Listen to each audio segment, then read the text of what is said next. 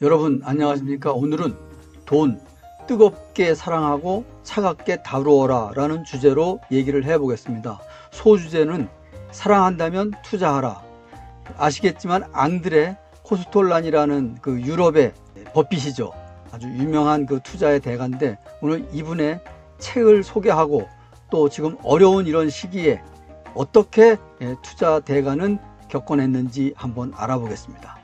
지금은 코로나로 전 세계가 어려운 시기를 보내고 있고 또 실물 경제가 최악의 상황을 맞고 있는 시기입니다. 1930년도 대공황에 버금가는 실업자가 양산되는 시기이기도 하고 이런 때에 우리는 어떤 생각을 가져야 할지 전설적인 투자자 앙드레 코스톨라니의 80년 투자의 발자취를 돌아보며 마음의 여유를 갖고 지금의 불안한 경제가 나아지는 시기를 가늠해보는 시간을 갖도록 하겠습니다. 책을 읽어본 분도 계시겠지만은 앙드레 코스톨라니는 35세에 은퇴를 해서 부자가 되어서 은퇴를 했죠.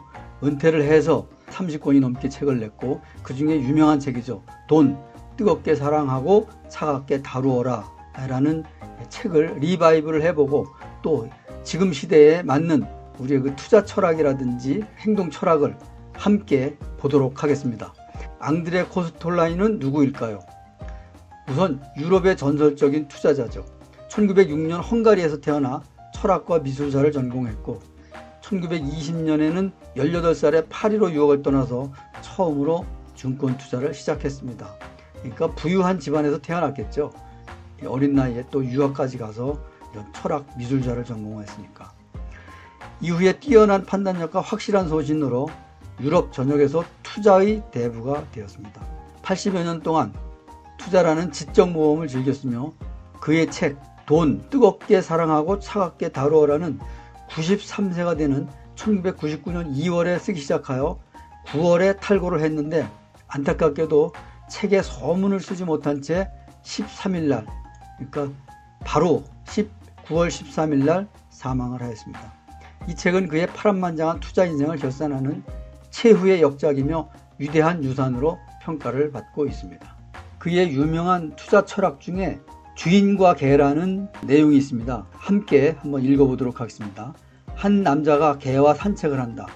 보통 개들이 그렇듯 주인보다 앞서 달려가다가 주인을 돌아본다. 그렇게 둘은 산책을 하면서 같은 목표에 도달하게 된다. 주인이 1km를 걷는 사이 개는 쉬었다가 다시 달리기를 반복하면서 약 4km를 걷게 된다. 여기서 주인은 경제이고 개는 증권시장이다.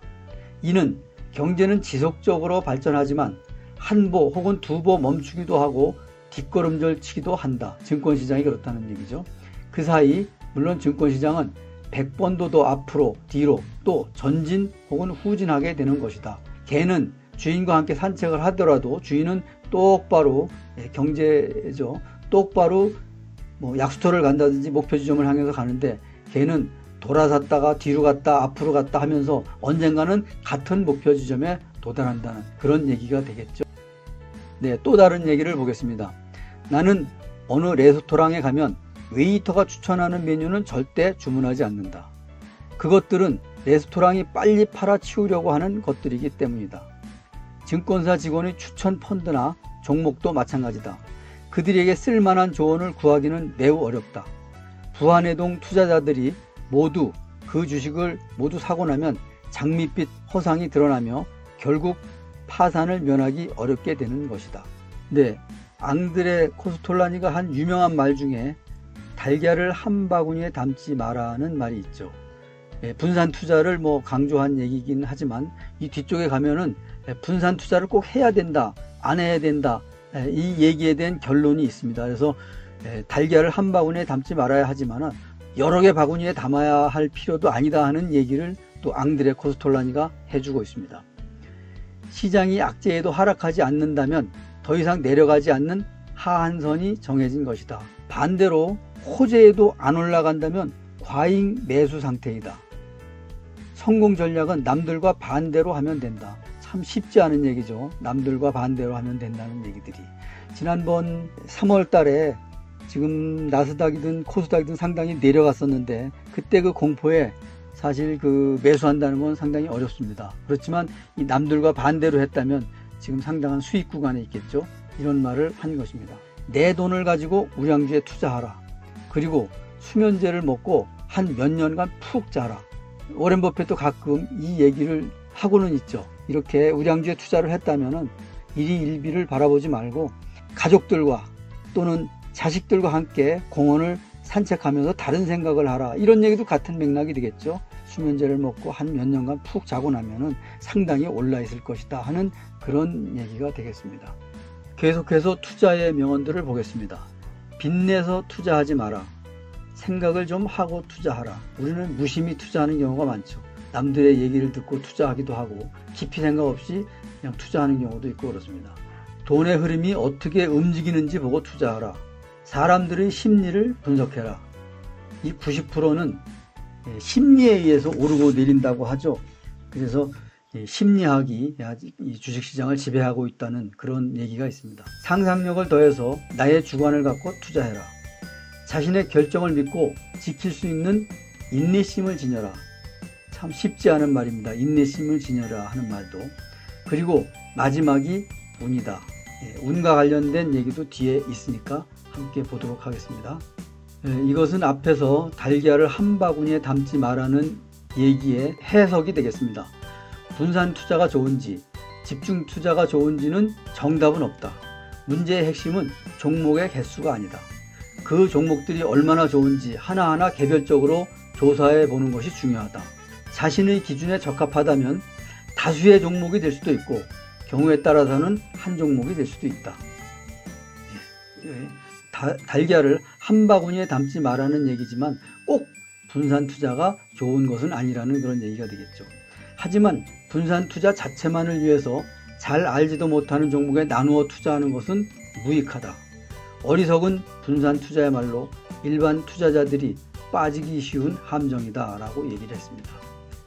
워렌 버핏은 약 53개 종목에 지금 분산 투자를 하고 있죠. 물론 금액이 크니까 분산이 많이 돼 있겠지만 약 50개가 넘는 그 종목이라면 상당히 많은 분산이 되겠죠. 산업별로도 분산이 돼 있을 테고, 또 워렌 버핏은 아시다시피 항공주를 지난번에 많이 팔았고 또 이번에 금융주를 또 많이 판다는 그런 말이 있습니다. 계속해서 앙드레 코스톨라니의 얘기를 들어보겠습니다. 시장이 악재에도 더 이상 하락하지 않는다면 그것은 시장이 과매도 상태에 있다는 징후라고 볼 수 있고, 이는 곧 바닥에 이르렀다는 뜻이다.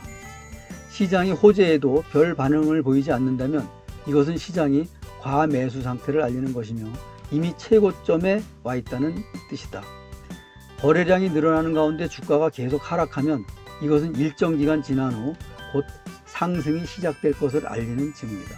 이때 주가 폭락은 실제 가치의 하락이 아니라 대중의 히스테리 또는 주식 소유자들의 매도로 발생하는 현상이다.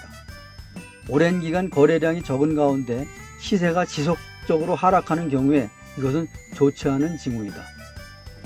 주식 거래량이 많은 가운데 가격이 오르면 이것은 아주 좋지 않은 징후이다. 거래량이 적은 가운데 주가가 서서히 상승하면 이것은 아주 긍정적인 신호로 볼 수 있다고 얘기했습니다. 또 성공적인 투자자가 되기 위한 4가지 요소에 대해서 얘기를 했습니다. 돈, 생각, 인내, 운입니다. 함께 한번 보겠습니다. 돈에 대해서 보겠습니다. 재산이 많고 적음이 중요한 것이 아니라 온전한 자기 돈을 가지고 또 부채가 없을 때 돈이 있는 것이다. 절대 빚을 내서 주식 투자를 하지 마라. 이렇게 얘기를 했습니다. 요즘 우리나라에도 신용잔고가 계속 늘어나고 있죠.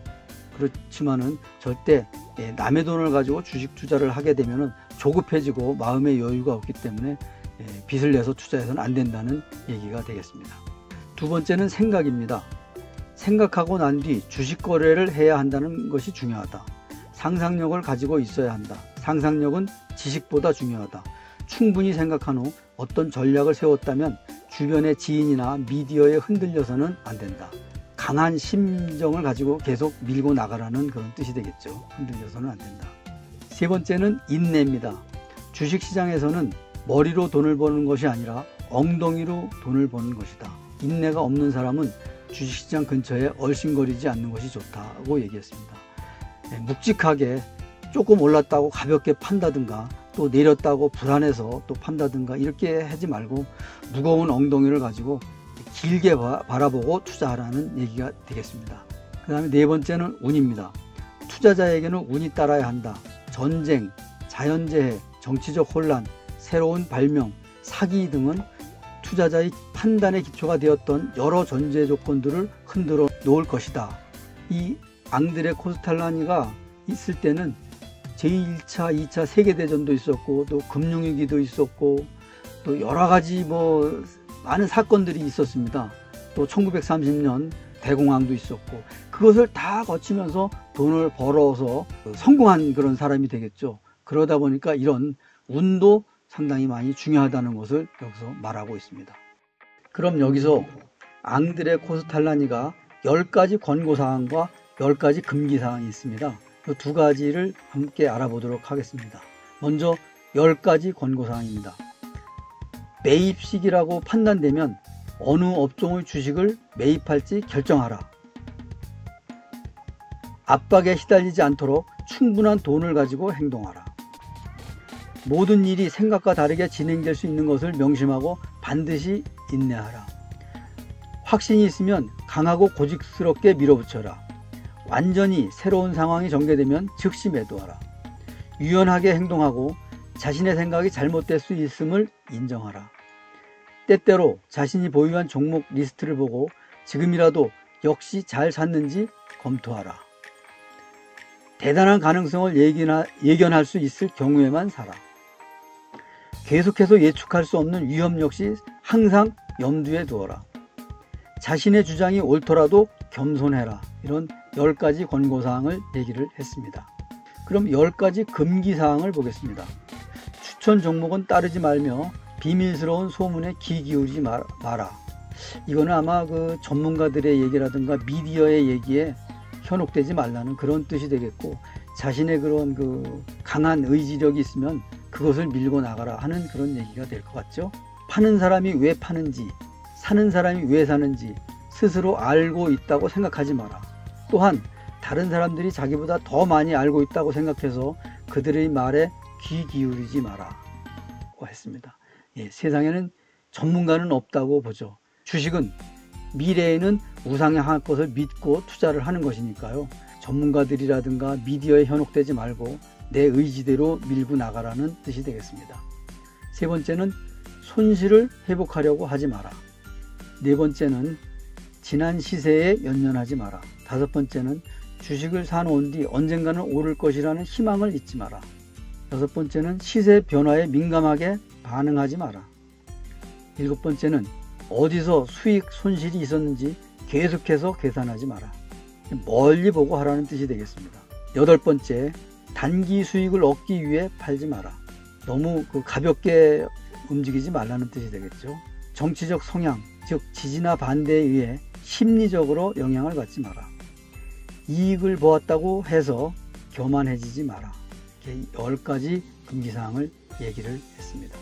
마지막으로 재미있는 얘기로 마무리를 하도록 하겠습니다. 물론 앙드레 코스톨라니가 얘기한 것이긴 합니다만 아주 재미있어서 마지막 얘기로 하고자 합니다.